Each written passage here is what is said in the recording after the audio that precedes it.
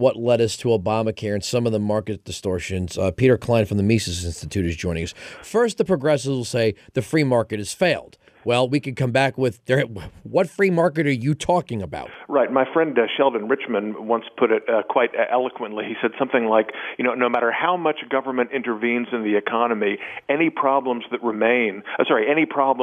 be blamed on the tiny little sliver of freedom that remains. And healthcare is a great example. I mean, the market for healthcare is already among the most regulated of any industry in the U.S. or any Western economy. Financial services, education, energy, a few others would compare to it. But healthcare, there is no free market in healthcare prior to the implementation of the Affordable Care Act. And most of the problems that we see in the healthcare industry, problems with getting medical services and so forth, are due to already existing distortions caused by government intervention. Now, let's see if I'm right about this, because I know this is what you guys do all day. 1964, Johnson administration, Great Society, they come up with Medicare and Medicaid. So they create this program that's supposed to deliver low-income people and elderly Americans these medical services. So a lot of doctors say, well, I'm not going to employ my labor for this amount of money. I mean, what are you, nuts? So right there, the government is dealing with a conundrum. They've just extended this program, but hardly good doctors are going to take it. Right. Then they come back with this new one. Well, hospitals have to treat people regardless of their ability to pay.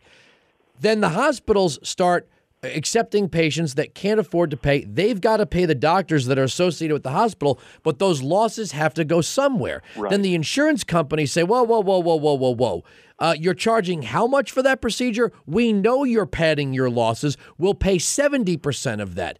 Then they get a bad rap. They say, okay, fine, we'll just roll it into the premiums. Yeah. Then the Democrats come back and say, premiums are too expensive. We've got to take over the insurance companies. Right. Now, I think what you've just illustrated is a great example of what Ludwig von Mises described as how intervention works in the mixed economy. And his point was that, there's some problem is identified and some well-intentioned person comes up with a particular government program designed to solve that problem or alleviate that burden. But that government program always creates some other kind of distortion in the market, which leads to yet another problem that we didn't have before. So you need another government program to combat the second problem. It leads to a third problem, and so on and so forth, until you have a huge sort of regulatory morass of different programs that sometimes work at cross purposes, all making a bad situation worse.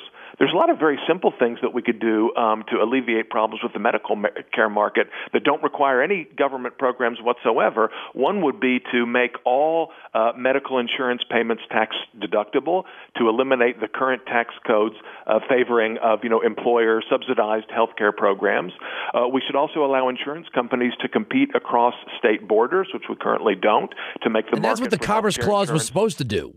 I'm sorry? That's what the Commerce Clause was supposed to do. Exactly. What we want is interstate commerce, make insurance companies compete for customers, don't tie people's insurance to their employer, which is totally a result of the way the tax code treats insurance payments. Let all insurance payments be tax deductible, and we could alleviate a lot of the problems that we have in the medical care market right now.